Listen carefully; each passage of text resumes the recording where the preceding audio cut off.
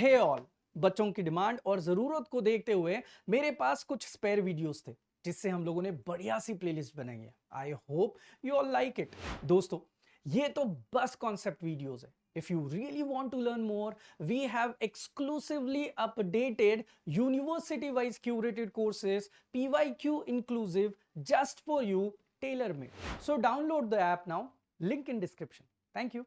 Hi hello नमस्ते दोस्तों, this is Raunak sir और मैं आप सबका स्वागत करता हूं आपके प्यारे प्लेटफॉर्म आलसी इंजीनियर पे। दोस्तों यार, numerical solution of system of linear equations के बारे में हम लोग बात कर रहे हैं और हर जगह पे आपको गॉस अंकल फैले हुए दिखाई दे रहे होंगे। यार एक पहले तो हम लोगों ने गॉस जैकोबी देख लिया, फिर उसके बाद गॉस सिडल देख लिया, अब एक और गॉस की मेथड आ चुके हैं। लेकिन इस बारी ये जो मेथड है ये बहुत सही सटीक तरीके से इसका नाम दिया हुआ है, नाम है गॉस एलिमिनेशन मेथड। अब सिंपल चीज है, किसी किसी को एलिमिनेट करते करते करते हम लोगों को लीनियर इक्वेशंस के आंसर्स निकालने हैं। अब लीनियर इक्वेशंस होते क्या है ये तो आपको बहुत अच्छे से पता है, लेकिन फिर भी इस सेशन में मैं आपको दिखा दूंगा कि हमें एक्चुअल में करना क्या है। सबसे पहली चीज, गॉस एलिमिनेशन को सॉल्व करने के आपके पास मल्टीपल तरीके हैं, उसमें से आप जो चाहिए वो तरीका चुन सकते हो। मैं आपको दोनों तरीके बता दूंगा किस तरीके से वर्कआउट कर सकते हैं।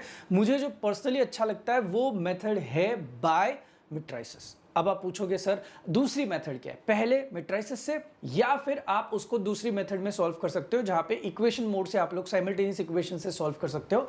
मैं आपको बताता हूं दोनों में मेहनत एब्सोल्युटली सेम लगेगी, लेकिन अगर आप मैट्रिसेस मेथड से अच्छे से सीखोगे तो आपको इसका फायदा हो जाएगा आगे जो मेथड जिसका नाम है गॉस जॉर्डन। वहां पे तो भाई आपको आइडेंटिटी मैट्रिक्स ही लाना पड़ता है, तो इसका मतलब है नेक्स्ट मेथड में वैसे भी हम लोगों को मैट्रिसेस से सारी चीजें करनी, तो क्यों ना हम लोग गॉस एलिमिनेशन मेथड भी दो मेथड में से एक मेथड को यानी कि मैट्रिसेस वाले मेथड से काम करें। अब आप बोलोगे सर मैट्रिसेस बहुत दिनों से हम लोगों ने नहीं किया, कुछ बताओगे मैट्रिसेस के बारे में? तो चलिए बता देते हैं। आप सबसे पहले तो मुझे बता दो यार, रो कॉलम्स के बारे में तो आपको सही से पता होगा ना। तो देखो कोई भी मैट्रिक्स जब आप दिखाते हो, राइट, तो देखो आई थिंक सो ये जो आपको इस तरीके से हॉरिजॉन्टल वाली चीजें दिखती है उनको क्या बोलते हैं हम लोग? रोज बोलते हैं ना। So let's say this is R1, this is R2 और ये आपका क्या हो गया भाई? R3। सिमिलर मैनर में जो वर्टिकली हम लोग लाइन अप करते हैं उनको हम लोग बोलते हैं column, that is column 1, column 2 और यहाँ पे आपको दिखाई दे रहा होगा कॉलम 3। तो रोज है, कॉलम्स है, इनको लेके हम लोगों को काम करना पड़ेगा। अभी तो इसके ऑर्डर आप मुझे बता सकते हो कि भाई साहब 3 रो है और 3 कॉलम है, so this is written as 3x3 वाला मैट्रिक्स। अब ऐसे में हम लोगों को करना क्या पड़ता है, क्या आना चाहिए आपको? तरीके से आना चाहिए रो ट्रांसफॉर्मेशन। बताता हूँ कैसे रो ट्रांसफॉर्मेशन करते हैं। लेट्स हैव एनी एग्जांपल, मतलब एग्जांपल के तौर पे लिखता हूँ यहाँ पे 1 2 -3 2 5 4 एंड देन 3 -2 7। ये मैंने ले लिया example. If you look at this example, ये मेरे पास अगर मैट्रिक्स है तो मुझे अब बोला गया है अगर ये मेरे को ए दिया हुआ है, मुझे परफॉर्म करना है, मुझे किसी भी तरीके से, आप खुद बता दो, अगर मेरे को इस भाई साहब और इस भाई साहब को जीरो करना है तो मैंने क्या करना चाहिए? बताइए जल्दी से। इन दोनों को अगर मुझे जीरो करना है तो सबसे पहली स्टेप मुझे रो ट्रांसफॉर्मेशन यूज करके करने के लिए अगर बोला है तो मैं इसको कैसे यूज कर सकता हूँ? बताइए। अब मुझे बताइए यहाँ पे वैल्यू कितनी है? 2। यहाँ पे कितनी है वैल्यू? तो आपको पता है कि आप ऑपरेट किसके ऊपर करने वाले हो? R2 पे ऑपरेट करने वाले हो, और ये R1 का जो पहला कोएफिशिएंट है उसको कितने से मल्टीप्लाई करने के बाद आप उसको सब्ट्रैक्ट करोगे और फिर जाके आपका आंसर 0 आएगा। तो देखो यहाँ पे ऑलरेडी 2 है, तो 2 into R1 करोगे तो 2 - 2 हो जाएगा और you will get your answer as to be 0 यहाँ पे। अब सिमिलर पैटर्न में अगर आप यहाँ पे देखोगे तो आपको एक और चीज दिखाई देगी, देख सकते हो यहाँ पे आपको दिखाई देगा R3 के लिए आपको क्या करना पड़ेगा? उसी R1 को यूज करके आपको क्या करना पड़ेगा? 3R1, तो 3 माइनस क्या हो जाएगा?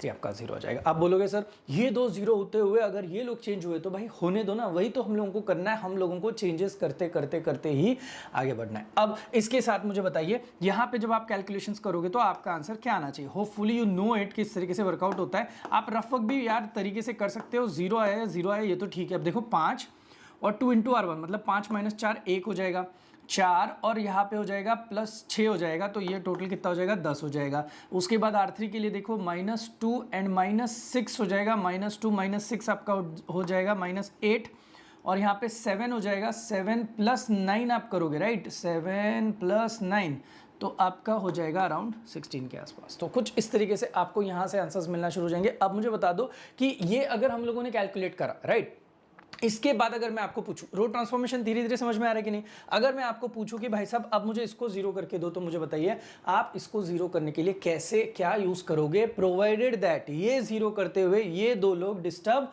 नहीं होने चाहिए। तो बताइए किस तरीके से इसको वर्कआउट कर सकते हो। अब आप देखो, अब आप R1 को यूज नहीं कर सकते हो, बिकॉज रो 1 को अगर यूज करोगे तो यहां पे ये जीरो वाली लोकेशन डिस्टर्ब हो जाएगी किसी भी सबट्रैक्शन में। तो आपको करना क्या होगा, आपको सिंपल सी चीज करनी है, आपको रो 2 को यूज करना है, बिकॉज जीरो से जीरो पे कोई भी ऑपरेशन किया तो भी आपका यहाँ पे डिस्टर्बेंस नहीं आने वाला है। तो आपने क्या करना है, R3 को 8 इंटू R2 से अगर हम लोग ऐड करें तो आप खुद देख लो, ये 8 इंटू R2 मतलब ये वैल्यू 8 हो जाएगी, -8 + 8 कितना हो जाएगा 0। तो करके तो देखते यार।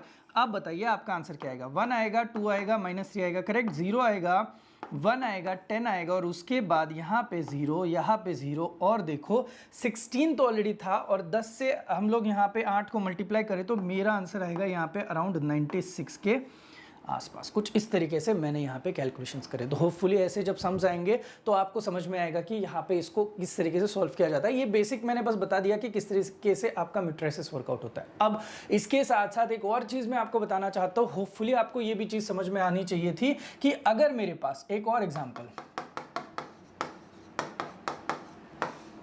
अगर मेरे पास कोई ऐसा मैट्रिक्स है, 1 है, 2 है, 3 है, लेट्स से यहाँ पे 6 हो गया, 0 है, 1 है, 2 है, और यहाँ पे हो गया सपोज कि 4, राइट, और उसके बाद 0 0 और यहाँ पे है लेट्स से 3, और ये हो जाएगा अपना 9।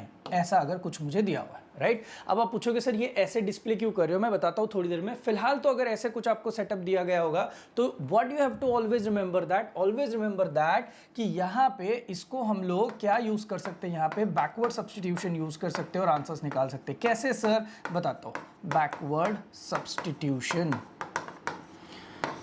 कैसे वर्कआउट होता है यार, ये बैकवर्ड सब्स्टिट्यूशन। देखो आपको करना क्या है, देखो ये रो 1 है, ये रो 2 है, और ये कौन है, आपको रो 3 है। बैकवर्ड सब्स्टिट्यूशन का मतलब है आपको सबसे पहले ऑपरेट करना होता है रो नंबर 3। तो रो नंबर 3 में अगर आप देखोगे तो ये कॉलम x1 को रिप्रेजेंट कर रहा है, लेट्स से ये कॉलम x3 को, तो आपको यहाँ पे दिखाई देगा 0x1 + 0x2 + 3x3, यानी कि अब मैट्रिसेस को मैंने इक्वेशन में कन्वर्ट किया है and I got my answer is equal to, मैंने कितना लिखा 9। अब इनका तो कोई मतलब नहीं, तो 3x3 = 9, तो x3 का जो मेरा आंसर यहाँ पे मिला, मुझे कितना मिला 9/3, दैट इज इक्वल टू कितना मिला, क्लियरली 3। सिमिलर बेसिस पे अगर आप मुझे बोलोगे सर फिर R2 का क्या होना है, तो आप खुद देख लो R2 का अब क्या होगा। R2 के लिए होगा 0x1, अरे समझ में आ रहा है ना, 1x2 प्लस यहाँ पे क्या होना चाहिए 2x3 इक्वल टू कितना होना चाहिए था, 4 होना चाहिए। अब बताइए वैल्यू सब्स्टिट्यूशन हम लोग कर लेते हैं, x2 को मैं एज इट इज रखता हूँ। आप बताइए मुझे 2 इंटू यहाँ पे क्या हो जाएगा 3 हो जाएगा, इज इक्वल टू 4, 4 - 6, यानी कि x2 का जो आंसर है दैट इज आपका हो जाएगा अप्रोक्सीमेटली -2। सब कुछ आपके दिमाग में सही से अगर बैठा है तो इसके साथ मुझे अब x1 के लिए भी जाना है। तो बताइए x1 के लिए कैसे कर सकता हूँ मैं यहाँ पे कैलकुलेशंस।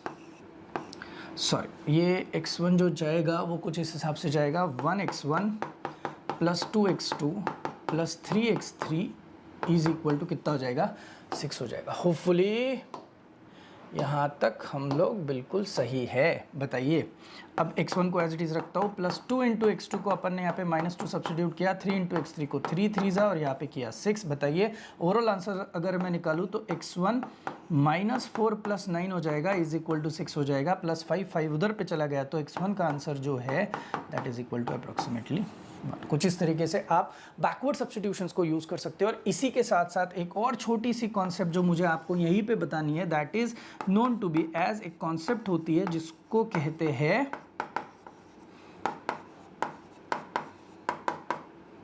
क्या कहते हैं दोस्त, ऑगमेंटेड मैट्रिक्स। अब ऑगमेंटेड मैट्रिक्स नाम की चीज़ क्या होती है, सिंपल चीज़ है, आपको यहाँ पे कोई एक मैट्रिक्स के साथ दूसरा मैट्रिक्स क्या करना पड़ता है, चिपकाना पड़ता है। यानी कि ट्रैक्टर को जिस तरीके से ट्रेलर चिपकता है ना, उस तरीके से मैट्रिक्स ए को आपको मैट्रिक्स बी के साथ क्या करना पड़ता है, मर्ज करना पड़ता है। ये देखो ये पूरा ए था और ये वैल्यू सिर्फ बी की थी, तो हम लोगों ने दोनों मैट्रिक्स को यहाँ पे मर्ज किया और ऑगमेंटेड मैट्रिक्स बनाया हुआ है। तो इतनी बेसिक चीज़ें प्री रिक्विजिट्स आपको चाहिए। बोलोगे इस प्री रिक्विजिट के साथ सर क्या अब हम लोग गॉस एलिमिनेशन को अच्छे से शुरू कर सकते हो। ऑफ कोर्स शुरू कर सकते हो। देखो गॉस एलिमिनेशन में एज यूजुअल आपके पास जो सेट ऑफ इक्वेशंस रहती है आपको तो पता ही है, अभी इसमें हम लोग हमेशा किसको और किसको फाइंड आउट करते हैं, x1 x2 और क्या किसको फाइंड आउट करते हैं x3। अब 3 इक्वेशन से कल जाके 4 आई तो भाई साहब हो सकता है कि आपको यहाँ पे x4 को भी फाइंड करना पड़े। नंबर 2, मैं हमेशा ये कहता हूँ कि जब भी लीनियर इक्वेशंस का सम आता है आप पहले ही कैलसी पे आंसर्स निकाल के रखो, सो दैट आपको एक आइडिया आ जाए कि आप कहाँ तक जा रहे हो और किस हिसाब से करेक्ट जा रहे हो। वो आंसर डायरेक्ट नहीं लिखना है, रफ वर्क में आपको लिख के रखना है ताकि आप बाद में उसको मैच करने की कोशिश करो। अब इस केस में हमें करना क्या है, ऑलवेज रिमेंबर दैट हमें आपको कुछ स्टेप्स फॉलो करने के लिए यहाँ पे मजबूर करना पड़ेगा, जिसमें से सबसे पहली स्टेप होगी आपको यहाँ पे करना होगा मैट्रिक्स रिप्रेजेंट करना पड़ेगा।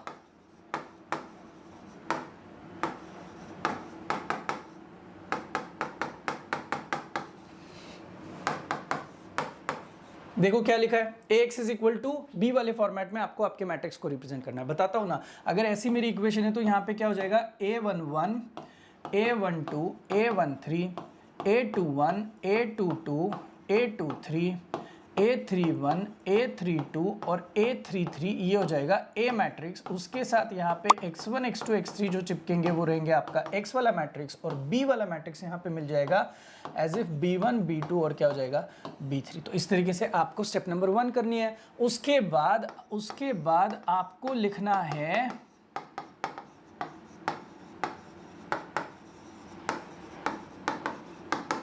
क्या लिखा है, देखो दोस्तों, ऑगमेंटेड मैट्रिक्स। अब ऑगमेंटेड मैट्रिक्स कौन सा है, ए ऑगमेंट करना है बी के साथ। ये भी सिखा देता हूँ आपको, ये देखो ए को बी के साथ आपको ऑगमेंट करना है तो ये भाई साहब अब दिखाई देना शुरू हो जाएंगे। ये ए है ये बी है, ऑगमेंट करो चलो फटाफट। क्या आएगा, a11 a12 a13 और चिपका यहाँ पे b1 ऐसे दिखा सकते हो। उसके बाद a21 a22 a23 के साथ दिखा सकते हो b2 a31 a32 और a33 के साथ आप दिखा सकते हो यहाँ पे b3। सो भाई साहब इस हिसाब से मैंने आपको यहाँ पे दिखा दिया। अब जैसे ही मैंने a ऑगमेंट b आपको दिखा दिया, उसके बाद आपको नेक्स्ट स्टेप क्या करनी पता है। अब देखो इसके बाद की step, always make a11 is equal to कितना होना चाहिए, 0। उसके बाद then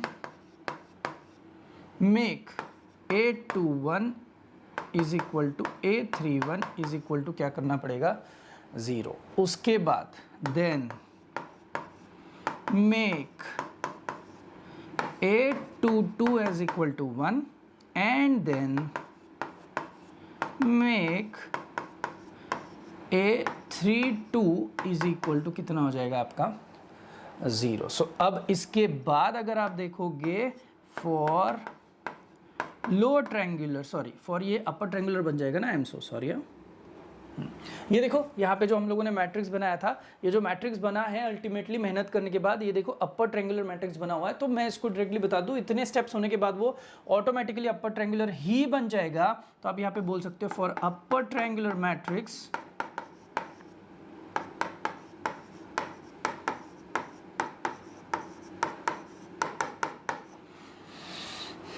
use backward substitution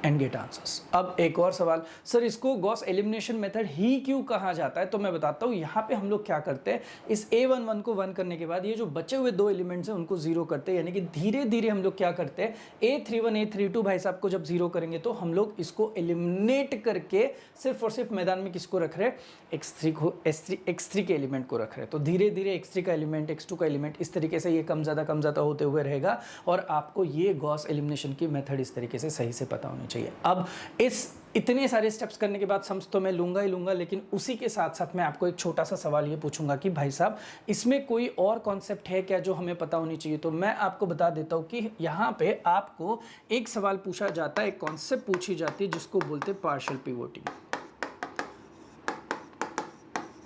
what does this mean? ये जो पार्शियल पिवोटिंग है इसका मतलब क्या है मैं बताता हूँ। ऑलवेज देखो, अगर मैं इसको सेट 1 मतलब इसको 1 बोलूँ, इसको 2 बोलूँ और इसको 3 बोलूँ, तो यहाँ पे बोला जाता है फॉर वन पार्शियल पिवोटिंग करना है, मतलब A11 must be greater, for 2 A22 must be greater,